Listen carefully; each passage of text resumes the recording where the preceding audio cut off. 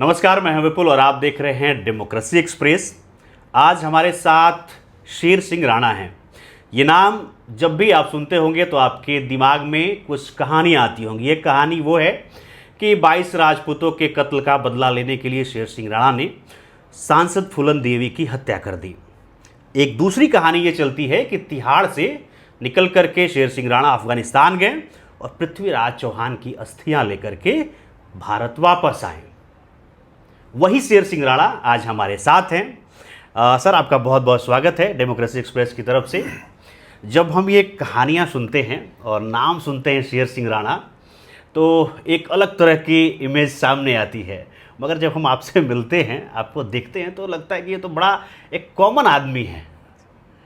देखिए, मैं कॉमन ही आदमी हूँ और मेरा ऐसा मानना है कि जो मेरी डेस्टिनी में था उसके अकॉर्डिंगली ईश्वर ने एक कठपुतली की तरह मुझसे काम करवाया और अभी भी काम करवा रहे हैं समाज के लिए, देश हित में। तो कॉमन पर्सन है हम, और जो 140 करोड़ की आबादी है उसी का एक हिस्सा है। अच्छा, ये जो कहानियाँ चलती हैं शेर सिंह राणा को लेकर के कि आपने फूलन देवी, आप पे आरोप है कि आपने फूलन देवी की हत्या की, और उसके पीछे ये कहा जाता है कि जिन 22 राजपूतों को उन्होंने मारा था उसको लेकर के, ज़रा उसके बारे में आप हमें बताएं।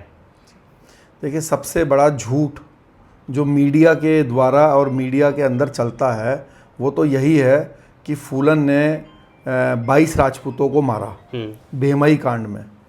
मेरा चैलेंज है आपके माध्यम से पूरे देश को, पूरे बिहार के हर व्यक्ति को, जो भी आपका ये शो देखेगा, फूलन देवी ने भेमई कांड में सिर्फ राजपूतों को नहीं मारा, उसमें दलित समाज के व्यक्तियों को भी थे, उसमें पिछड़े समाज के व्यक्ति भी थे, उसमें मुस्लिम भी थे। मैं आपको बाकायदा उनके नाम बता देता हूँ। जो दलित समाज का भाई उसमें जिसकी हत्या की है फूलन के गैंग ने और उन्होंने, उनका नाम है राम अवतार कठेरिया, वो धानक समाज से थे।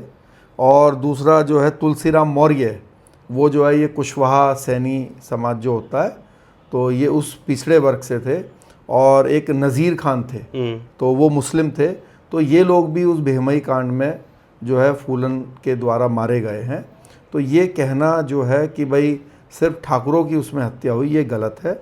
और दूसरी बात, जो ये एक मिथ फैलाया हुआ है कि फूलन ने अपना साथ हुए अत्याचार का बदला लेने के लिए इनको मारा, तो मैं आपको बता दूं कि ये जो मरने वाले हैं, ना ही तो कोई इनमें डाकू था और ना ही फूलन से उनका किसी भी प्रकार से कभी कोई वास्ता था। आप बताइए कि अगर ये डाकू होते जो मरने वाले थे, तो ये कैसे डाकू थे कि इनकी बंदूकें कहाँ थी? फूलन के और फूलन के गैंग के ऊपर एक खरोच भी नहीं लगी। भाई, फूलन और उसका गैंग उस दिन जो आया भेमई गांव में, तो उनकी संख्या जो है पुलिस के चार्जशीट के अकॉर्डिंगली वो ये है कि वो 40 डकैत थे, करीब 40 लोग थे। और यहाँ पे 20-22 लोगों की गोली लग गई है, मर गए हैं। और फूलन के गैंग में किसी को कुछ नुकसान नहीं हुआ? हाँ, इसलिए नुकसान नहीं हुआ क्योंकि ये तो निहत्थे लोग थे, ये डाकू थे ही नहीं ये लोग। और फिर क्या ऐसा कोई गिरोह होता है कि एक ही गांव के 20 लोग हैं? तो ये तो सब एक गांव के लोग थे। तो ये जो फिर कहानी चलती है फूलन देवी को लेकर के, और जो फिल्मों में दिखाया जाता है, जो हमें मीडिया दिखाती है, इस तरह की बातें कहाँ से फिर आ गई? देखिए, मैं तो आपसे बता रहा हूँ कि जो एकदम सत्य है वो मैंने आपसे बता दिया। जो नाम मैंने आपसे बताए हैं, अगर वो गलत निकल जाए, इन्फॉर्मेशन गलत निकल जाए, तो मैं उसको 1 करोड़ रुपए दूंगा। आपके पास माइक भी है और कैमरा भी है, और भेमई गांव कोई बहुत दूर नहीं है। कानपुर जाइए, कानपुर से 30-40 किलोमीटर की दूरी पे वो गांव है। आज भी जो लोग, जिन लोगों की हत्या हुई थी, उनके परिवार के लोग मौजूद हैं, क्योंकि वो तो सब वहीं उसी गांव के थे। उनके नाम जो है गांव के अंदर लिखे हुए हैं। प्लस अगर आप चाहें तो आप उसकी जो जजमेंट कॉपी है वो निकलवा सकते हैं, वो भी है हमारे पास। तो उसमें नाम भी क्लियर है, उनका कोई भी लेना देना नहीं था, ये भी क्लियर है। ये तो एक उस समय, अगर क्योंकि ये 80s की बात है, तो उस समय क्या है कि भारत के अंदर तो इतना ज़्यादा मतलब मीडिया का चक्रव्यूह था नहीं। क्योंकि सरकारी चैनल थे उस समय और प्राइवेटाइजेशन तो था नहीं। तो उस समय जो है इसको जो न्यूज़ बनाया वो बनाया इंटरनेशनल मीडिया ने। और इंटरनेशनल मीडिया एक षड्यंत्र के तहत हमेशा भारत को जाति वर्ग में विभाजित करता है। तो उसने ये दिखाने की कोशिश करी, उसने सोचा कि अगर हमने ये दिखाया कि भाई मरने वालों में सभी जाति वर्ग के लोग हैं तो फिर तो ये कोई चर्चा नहीं बनेगी। चर्चा तब बनेगी जब ये दिखाया जाएगा कि एक महिला जो पिछड़े समाज से है उसने जो है एक अपर कास्ट के लोगों को मार दिया और उसको जस्टिफाई करने के लिए ये बोल दिया कि वो तो अपना बदला लेने के लिए मारा। तो भाई बदला लेने के लिए आप उन्हीं को तो मारोगे ना जिन्होंने आपके साथ गलत किया है। ऐसे थोड़ी ना कि आप जो है बदला लेने के लिए जो है किसी को भी बेगुनाह लोगों को मार देंगे। तो ये तो बेचारे बेगुनाह निहत्ते अच्छा, मजदूर किसान लोग थे। ये शेर भाई आपकी उम्र कितनी थी उस समय जब बेहमई में ये कांड हुआ था? मेरी उम्र तो उस समय रही होगी करीब 2-3 साल की, 3-4 साल की। तो बेहमई को लेकर के और जिस तरह से 22 राजपूतों को वहाँ मारा गया, फिर से आप गलत बोल रहे हैं, इसमें करेक्शन की जरूरत ये है। बात इतनी बार बताई गई है ना कि 22 राजपूतों को फूलन देवी ने मारा, तो बार बार मेरी भी जुबान पर ये बात आ रही है। बट वो गलत है ना, ये गलत है, वो गलत है। और मैं तो आपसे बता रहा हूँ, मैं आपको अभी लिस्ट दिखा दूंगा जब आप ये चला रहे हैं। तो अगर एडिट का इसमें होगा आपके उसमें तो आप वो लिस्ट जो है उसमें बता दीजिएगा ये मेरे शब्द बोलते हुए कि मरने वालों के ये नाम है। और उसमें आप सबसे जो 20 नंबर पे जो नाम देखेंगे नज़ीर खान जी का है, उससे ऊपर राम अवतार कठेरिया है, तुलसी राम जी है। तो ये सब नाम उसमें है मरने वालों में। लिस्ट अभी आपको दे दूंगा मैं जब हमारा इंटरव्यू समाप्त हो जाएगा। तो ये जो एक और कहानी बताई जाती है कि आप पर आरोप है फूलन देवी की हत्या का जी। अब उसमें क्या है क्या नहीं है इसमें तो मैं नहीं जाना चाहूँगा, लेकिन बेहमई को लेकर के इस घटना को लेकर के शेर सिंह के दिमाग में कुछ भी जो उत्पन्न हुआ वो कब से शुरू हुआ? नहीं, हमें तो कुछ मालूम ही नहीं था। और देखिए मेरा ऐसा एकदम स्पष्ट ये कहना है कि जो फूलन देवी की हत्या में जो नाम आया मेरा, ये तो पुलिस की जो है असफलता के कारण आया, पुलिस के इन्वेस्टिगेशन की असफलता के कारण आया। बहुत विस्तार पे तो मैं इसमें अभी नहीं जा सकता क्योंकि ऑनरेबल हाई कोर्ट में मेरा केस पेंडिंग है। बट फूलन देवी की हत्या से मेरा ऐसा कोई वास्ता नहीं रहा। और ये बात मैं अपने बचाव के लिए मैं खुद बोलूं ऐसा नहीं है। ये बात कोर्ट के अंदर जो फूलन देवी की जो सगी बहन है छोटी मुन्नी देवी जी, जो कि इस केस की आई विटनेस भी थी और पुलिस की आई विटनेस थी, तो उन्होंने भी कोर्ट में यही बोला है कि शेर सिंह राणा ने गोली नहीं मारी है। और उनका जो पीए था वो भी उन्हीं का व्यक्ति था, कालीचरण जी, तो उन्होंने भी ऐसे ही बोला कि भाई शेर सिंह राणा ने गोली नहीं मारी। तो जब उनकी हत्या हुई उससे पहले क्या आपकी उनसे जान पहचान थी, कोई संपर्क था? मेरी निजी रूप से उनसे कोई जान पहचान नहीं थी।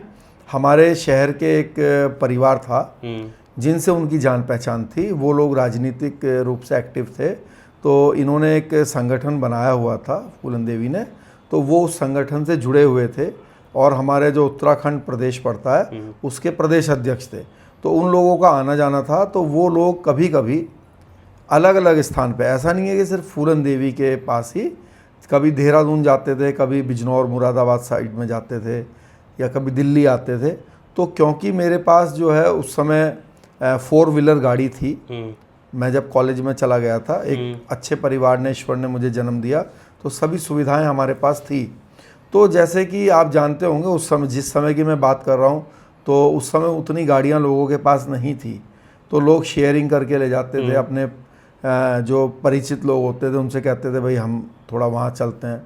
तो अब मैं यंग था और कॉलेज में पढ़ना शुरू कर दिया था, थोड़ा घूमने का शौक़ था, राजनीति में भी थोड़ी सी दिलचस्पी थी, तो मैं उनके साथ, उनको अपने साथ लेकर उनके बताए जगह पर कभी कभी उनके साथ चला जाया करता था।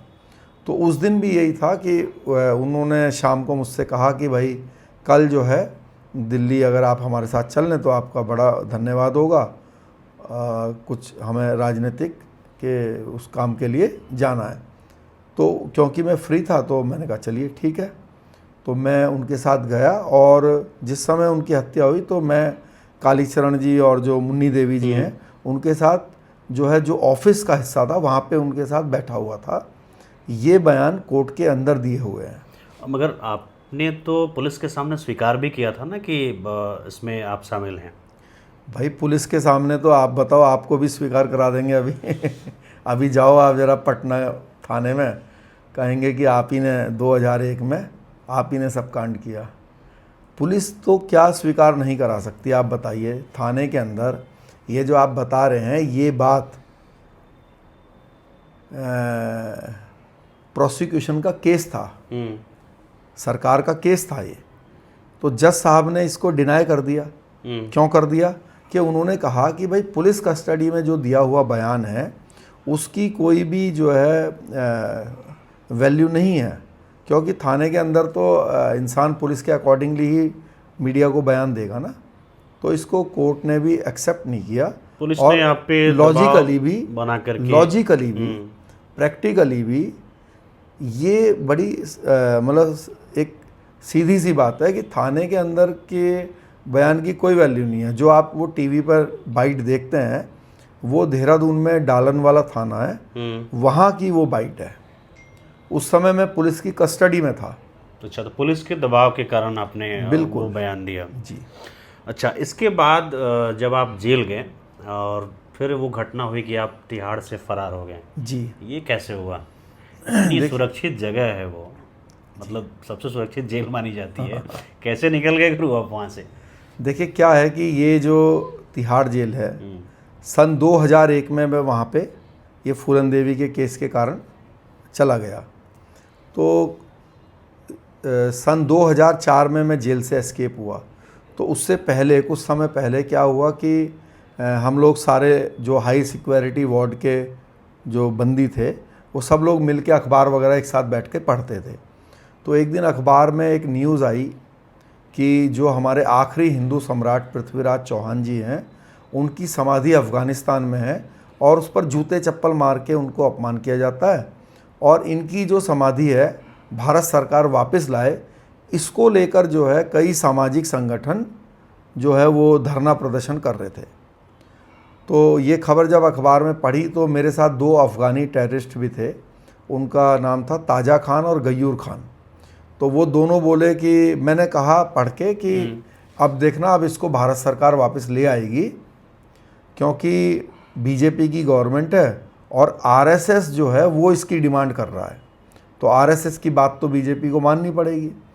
तो वो लोग हंसने लगे, कहने लगे कि राणा जी ये तो हम पठान लोग हैं जो अफ़गानिस्तान से आके कुछ भी कर सकते हैं और आप लोगों के बस का ये काम नहीं है, आप तो जो है आलू खाने वाले लोग हैं। तो मैंने कहा कि अच्छा, मैंने कहा चलो भाई अगर गवर्नमेंट नहीं लाएगी तो फिर जो है मैं जाऊंगा अफ़गानिस्तान। तो वो और हंसने लगे, कहने लगे कि आप पहले तिहाड़ जेल से ही निकल के दिखा दीजिए, हमारे इतने बड़े बड़े संगठन हैं, हम यहाँ से आज तक नहीं निकल पाए, 20-20 साल जेल में हो गए, तो आप पहले यहीं से निकल के दिखा दीजिए। तो मैं क्या है कि एक आपके मुंह से कोई बात निकल जाती है ना अनजाने में, तो अनजाने में ही मैं मानूंगा मेरे मुंह से निकल गया। अरे गुरु, तो अनजाने में अगर कोई इस तरह से बात निकल जाती है वो इतना सीरियस हो जाता है? नहीं वो सीरियस तिहाड़ क्या, से बाहर निकल जाएगा। मेरे मुंह से निकल गया कि चलो मैं जाऊंगा। तो अब क्या है ना, अगले दिन से उन्होंने उस चीज़ को जो है एक मजाक के रूप में ले लिया। जो उन्होंने चिढ़ाना शुरू किया आपको? हाँ, अगले दिन ही जैसे सेल के सामने आ जाएं। और आप तैयारी में लग गए इधर? नहीं, उस समय तो नहीं लगा। अच्छा भाई अगले दिन से नहीं लगा। पहले तो वो अनजाने में ऐसे ही निकाल दिया मुँह से। लेकिन क्या है कि ईश्वर जो है आपके एक जो डेस्टिनी होती है ना, तो उसी प्रकार से आपका रास्ता मोड़ देता है। मैं इस बात में मुझे कोई भी मतलब गुमान नहीं है, कोई भी संदेह नहीं है कि मेरी कोई हैसियत नहीं है। मेरे भाग्य में, मेरी डेस्टिनी में ये लिखा था कि मैं तिहाड़ जेल को तोड़ दूं, तिहाड़ जेल से निकलूं और तिहाड़ जेल से निकल के जो है बांग्लादेश, दुबई होते हुए अफ़गानिस्तान पहुंचूं और जो कार्य पिछले 800 वर्षों से नहीं हो पाया संभव, और वो कार्य ईश्वर मेरे हाथ से कराए, ये डेस्टिनी थी। और वो जो फूलन देवी का केस लगा, उससे पहले मैं बहुत ही अच्छा एक स्टूडेंट लाइफ जी रहा था। एक अच्छे परिवार में मेरा जन्म हुआ है, सारी सुख सुविधाएं घर पर थी। तो वो भी मेरी डेस्टिनी का हिस्सा थी कि मुझे वो सब होने के बाद भी करीब 13 साल तक जो है वो जेल की काल कोठरी में रहना पड़ा, ज़मीन पर सोना पड़ा और बहुत कष्ट सहने पड़े। मेरे फादर साहब का देहांत हुआ इस दौरान, उनके अंतिम संस्कार में मैं नहीं शामिल हो पाया, और भी बहुत तरह के कष्ट मैंने झेले।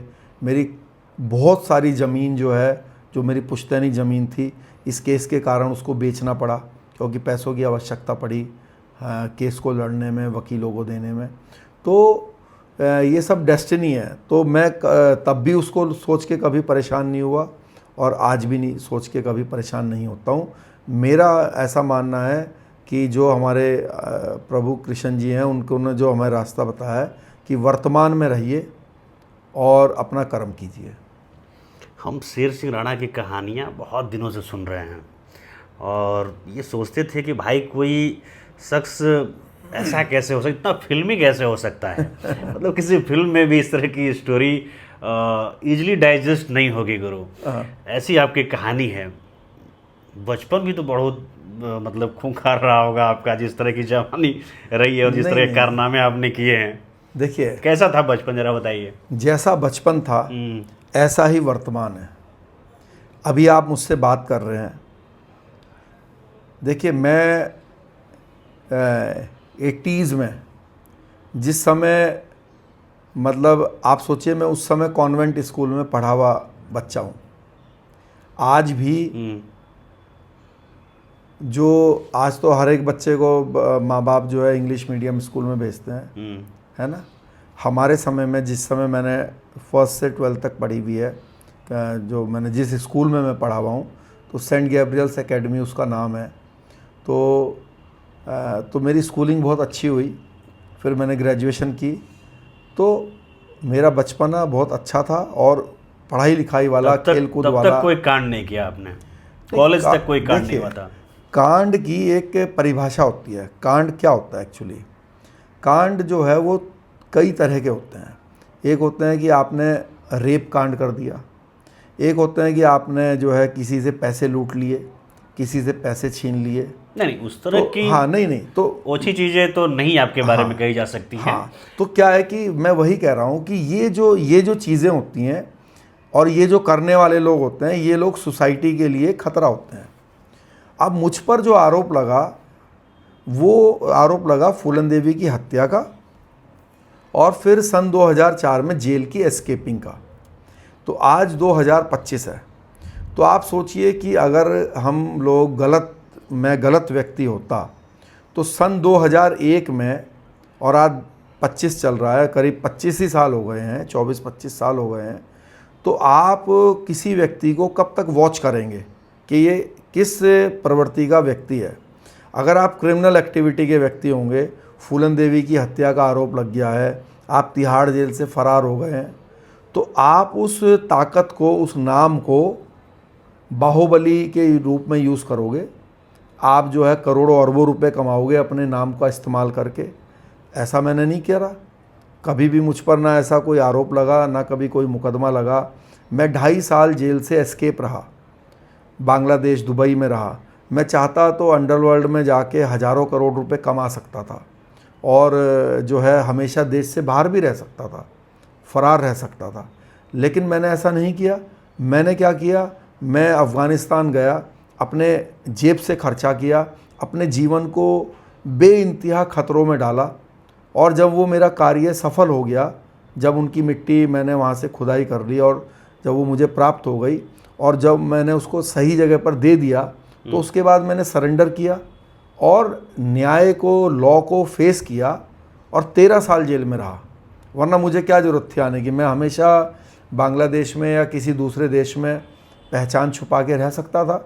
फैमिली बैकग्राउंड का भी अगर मैं अपने पैसे का यूज़ करता, तो मैं अपना जीवन तो आराम से बिता सकता था, और गलत काम करने का मौका तो सीधा सीधा मेरे पास था ही ना। आजकल तो किसी का अगर एक गली में भी नाम हो जाए ना, तो वो भी सोचता है कि इस नाम का उपयोग गलत फायदा उठाया करके जाए। मैं इसका कुछ फ़ायदा उठा लूँ। तो हमने तो पूरे इंडिया में नाम होने के बाद 1 रुपये का भी उसका नाम तो गुरु आपका इतना है कि आप अकेले में किसी को बता दो कि हम शेर सिंह राणा हैं तो पसीने छूट नहीं, जाएंगे। आप बताइए, आपने कभी सुना है कि उसका कभी मिसयूज़ किया मैंने? नहीं, आज ये तो अब तक तो नहीं सुना हमने। आगे भी नहीं सुनेंगे, क्योंकि एक्चुअली मैं आप बता रहे हैं ना बचपना कैसा बीता। हम एक प्रभु ने हमें एक अच्छे परिवार खानदान में जन्म दिया। मेरे दादाजी जो है वो एक बहुत बड़े ज़मींदार थे, और आज भी मेरे पास एक बहुत अच्छी, इतना सब कुछ बिकने के बाद केस के कारण आज भी जो शुरू के जो 10% हमारे भारत में जो लोग हैं, तो उस 10% में मेरा जो है वो आर्थिक कंडीशन और सब चीज़ की अभी वो बरकरार है। अभी भी उसमें बरकरार है। तो आप सोचो कितना अच्छा परिवार में रहा होगा।